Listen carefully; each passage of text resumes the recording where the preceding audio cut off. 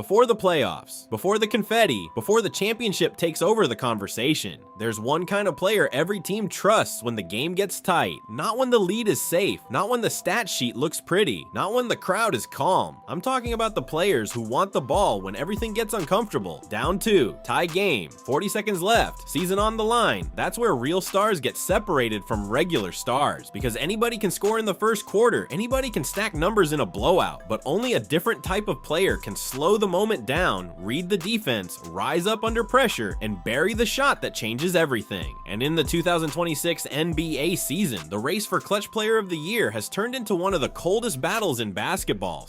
You've got elite guards hitting dagger step backs, big men delivering game winners, young stars turning into closers right in front of our eyes, and one name at the top who has made late game domination look almost routine. Tonight on Sports Stars Recap, we're counting down the 10 biggest Clutch Player of the Year contenders in the 2026 season, from rising killers to proven assassins to the one player who right now feels like the most dangerous closer in basketball. And stay locked in until number 1, because the player sitting at the top of this list isn't just making big shots. He's building a season that might define what clutch basketball looks like in 2026, how the award works. Before we jump into the countdown, let's set the rules. The Kia NBA Clutch Player of the Year Award, also known as the Jerry West Trophy, goes to the player who best comes through for his team late in close games. The NBA defines clutch as possessions in the final 5 minutes of the fourth quarter or overtime when the score is within 5 points. Coaches nominate players, and then a global media panel votes on the winner. Now here's the second layer. To seriously contend for this award in today's NBA, a player usually has to clear the 65-game awards threshold, and qualifying games generally need enough minutes to count toward eligibility. That means being clutch is not enough by itself. You also have to be available enough for your season to hold up on the ballot. That is why some big names this year have had their cases hurt or complicated by missed time. Anthony Edwards has been reported as ineligible. Stephen Curry has also been reported out of awards eligibility due to games missed, and Luka Doncic's case has been clouded by his sitting at 64 games while reportedly planning an extraordinary circumstances challenge. And what makes a real clutch contender? It's not just one buzzer beater, it's a full package. Shot creation, poise, decision making, efficiency under pressure, free throw reliability, game control, and the trust of teammates who know exactly who's getting the ball when the game tightens up. And yes, teammates matter too. A clutch star still needs screeners, spacers, rebounders, and defenders to make the moment possible. So with that said, let's get into the countdown. Number 10, Devin Booker. Booker makes this list because even when Phoenix has had a messy season, his scoring profile still screams late game danger. He was one of the names specifically mentioned by NBA.com as being in the clutch player mix at midseason, and his style fits the award perfectly. Calm handle, polished footwork, pull-up jumper, and that deadly mid-range rise up when the defense thinks it has him boxed in. What makes Booker scary late is that he doesn't need much space. He can beat you with the step back midi, the one dribble pull-up, or the quick catch and rise 3 when a broken possession turns chaotic. Even in losses, he's shown that fourth quarter burst ability, like Phoenix leaning on him for 13 fourth quarter points in a January collapse against Atlanta. That's the kind of late game workload that keeps your name in this conversation. And for Phoenix, the help around him matters. When the floor is spaced correctly and the defense can't load up early, Booker gets to operate in his favorite area, and that foul line to elbow zone where one shoulder fake can end the possession. Number 9, Paolo Banchero. Paolo feels like one of the youngest closers in the league who is starting to look fully comfortable in big moments. Early this season, he gave us one of the coldest finishes of the year, a banked game winner in overtime against Brooklyn. And he also powered in another late winner against Indiana with under 10 seconds left on New Year's Eve. Paolo's clutch bag is different from some of the guards on this list because it's built on size, patience, and strength. He can bully a defender to the rim, stop for the short jumper, hit the bank shot, or use his handle to create just enough separation for a late 3. He's not just taking desperation shots, he's creating real, controlled offense under pressure. And the reason his case has value is because Orlando trusts him completely when the game gets grimy. The Magic's late game attack often starts with Paolo drawing help, while teammates like Desmond Bane and Orlando's cutters and shooters benefit from the attention he pulls. That's what a real closer does. Sometimes you hit the dagger, and sometimes you force the defense to break first. Number 8. Jamal Murray. Jamal Murray might not always lead the headlines, but anybody who watches winning basketball knows he is one of the most dangerous late-game guards in the sport. NBA.com highlighted him as one of the players with 100 or more clutch points by late February, which automatically puts him in this conversation. And just this week, Denver's latest surge featured Murray igniting a comeback against San Antonio with 2 huge threes in less than 2 minutes. Murray's clutch move package is nasty because it's rhythm-based. He can use the pull-up 3, the hesitation into a jumper, or the hard drive into a floater when bigs step up too late. He plays like a guy who enjoys unstable possessions. That matters. In clutch time, clean offense disappears. You need a bucket getter who can create from chaos. And of course, playing with Jokic gives him one of the best 2-man late-game setups in the NBA. Murray gets screen angles, handoffs, slips, and rescreens that create confusion. Denver's clutch ceiling rises because those two think the game 2 steps ahead. Number 7. Victor Wembanyama.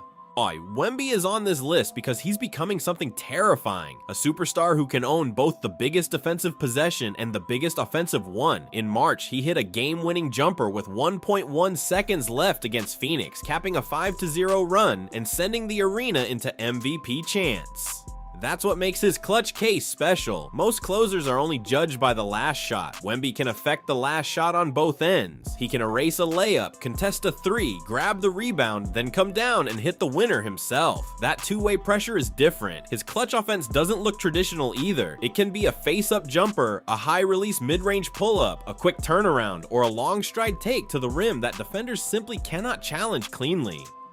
Add in San Antonio's surge, and including a 24-2 stretch across February and March mentioned by NBA.com, and Wemby starts to look less like a future closer and more like a current one. Number 6. Luka Doncic. Strictly on late game shot making, Luka belongs near the very top. NBA.com noted that he led a dominant Lakers clutch stretch with 24 clutch points and 5 clutch assists over a recent run, while Los Angeles climbed to one of the best clutch records in the league at 22-6. When Luka is closing, the moves are simple but brutal. The step back 3, the slow motion change of pace drive, the shoulder bump into a fadeaway jumper, and the skip pass when the help comes too early. Defenses know what's coming and still can't stay on balance. That's the mark of a true late game surgeon. Now the reality check. Luka's awards eligibility is complicated. Reuters reported he is at 64 games and plans an extraordinary circumstances challenge after a season-ending hamstring injury, so his official award status is not clean right now. But if we're talking pure clutch performance, he absolutely belongs in the conversation, and his teammates have helped the case. DeAndre Ayton's offensive rebounding, Luke Kennard's spacing, and better chemistry with LeBron and Austin Reeves all gave the Lakers a stronger late game ecosystem. Luka didn't do it alone, but he was clearly the engine. Question 1. What does the NBA define as a clutch situation? A. Final 2 minutes with the score within 10 points. B. Final 5 minutes of the fourth quarter or overtime with the score within 5 points. C. Any shot taken in the fourth quarter. D. Any overtime possession. Lock it in, the clock is moving.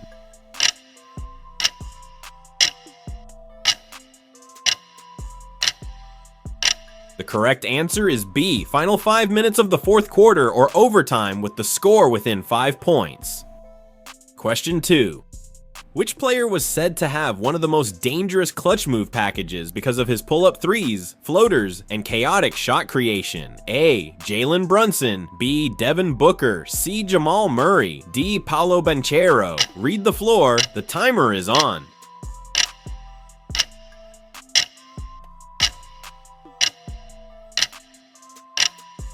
The correct answer is C. Jamal Murray.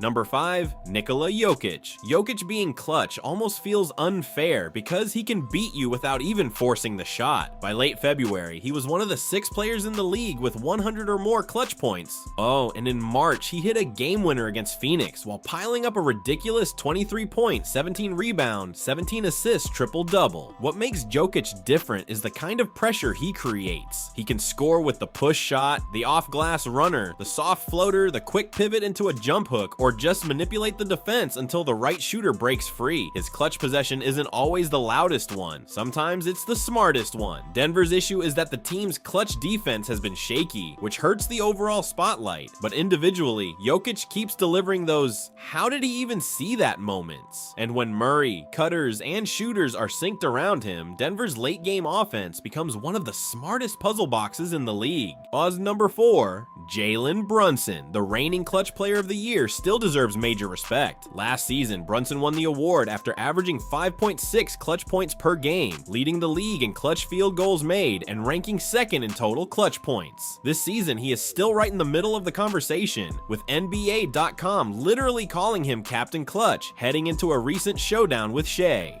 And the proof is in the tape. Against New Orleans in March, Brunson scored 15 in the fourth quarter, including 13 of New York's final 16 points. Earlier in the season, he led the Knicks' rally to the Emirates NBA Cup title, once again showing that late game control is a real skill, not just a hot streak. Brunson's clutch style is pure guard craft, footwork, post-up balance, pump fakes, short pull-ups. Oh, and that sudden stop-start rhythm that keeps defenders leaning the wrong way. He may not be the tallest or fastest guy on this list, but he might be one of the most composed. And with teammates like OG Anunoby and the Knicks' depth around him, New York has enough support to let Brunson pick his spots late. Number 3, Tyrese Maxey. Tyrese Maxey has built one of the strongest full-season cases in the league. At midseason, NBA.com said he ranked second in clutch minutes, third in clutch points, first in shots taken, tied for first in assists, and had turned into a major late-game weapon for Philadelphia. He has also now officially crossed the 65-game threshold for awards eligibility, and when Maxey gets hot late, it comes fast. In one of the biggest comebacks of the season, he exploded for 14 points in the fourth quarter and then scored 9 of Philadelphia's 13 points in overtime to complete the comeback. He also had a late game defensive moment on a game-saving block that helped preserve a Sixers win. That's winning impact. His clutch moves are all about speed pressure. The blow-by layup, the floater, the pull-up three, the transition dagger, and those sudden acceleration bursts that make defenders panic. With Embiid and Paul George back in the mix, Maxey's job gets cleaner too. More space, fewer loaded up help defenders, more chances to attack a scrambling defense. Number 2, Cade Cunningham. Cade has had a monster case. At midseason, NBA.com listed him first in its clutch player discussion, noting that he was second in total clutch points at the time, shooting 49.3% in those moments, while Detroit had gone 14-7 in tight games with him steering the action. He was also one of the league's players with 100 or more clutch points by late February, and the eye test backs it up. He dropped 42 at Madison Square Garden in a statement win over the Knicks, and NBA.com continued to frame him as one of the defining engines of Detroit's rise to the top of the East. Cade doesn't rush, he reads. That's why he feels so dangerous at the end of games. His clutch game is built on the mid-range jumper, the controlled pick-and-roll read, the step back, and the ability to snake into the lane for a soft push shot or kick-out pass. He's not just hunting game winners, he's controlling the final 2 minutes. And teammates matter here. Jalen Duren's screening, Detroit's defense, and the Pistons' toughness have all helped Cade's case by keeping close games alive long enough for him to own them. Number 1, Shai Gilgeous-Alexander. At number 1, it has to be Shai Gilgeous-Alexander. This is the cleanest clutch case in the league right now. By mid-season, NBA.com said Shai had already scored the most clutch points in the NBA. By March 17th, he was up to 153 clutch points, leading the league, and by March 30th, that total had reached 160. Over that stretch, he delivered massive step-back threes, late pull-up jumpers, and a game winner against Denver in one of the season's defining matchups. That's not hype. That's a closer taking over the season. Shai's late game package is vicious because it has no wasted motion. He can get to the pull-up midi, the step-back three, the slithery drive, the free throw line fade, or the patient change of speed finish that freezes help defenders. He doesn't look sped up. He looks like he owns the clock. And the biggest thing, he keeps doing it against real teams. Denver, Boston, New York, the kinds of games where everybody knows the best player has to answer and he still comes through. Against the Knicks, he had 10 points and 2 assists in the final 5-12. Against Denver, he buried the walk-off winner. Against Boston, he hit late pull-up twos for the lead. That is clutch player of the year behavior, and yes, the Thunder help him. Chet Holmgren, Jalen Williams, defense, spacing, depth. All of it matters, but when the game gets tight, the ball still finds Shea. And right now, no player in the NBA feels more inevitable in the clutch than him. Question 3. Which player on the list was praised for controlling the final minutes with step backs, mid-range jumpers, and pick-and-roll reads for Detroit? A. Cade Cunningham. B. Nikola Jokic. C. Devin Booker. D. Jamal Murray. Trust your instincts, the clock's ticking.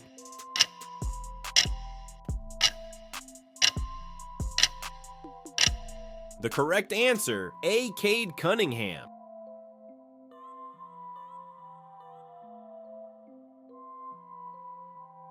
Question 4.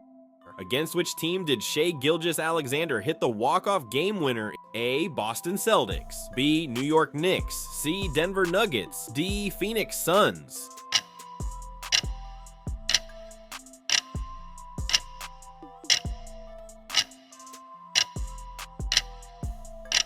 The correct answer, C. Denver Nuggets.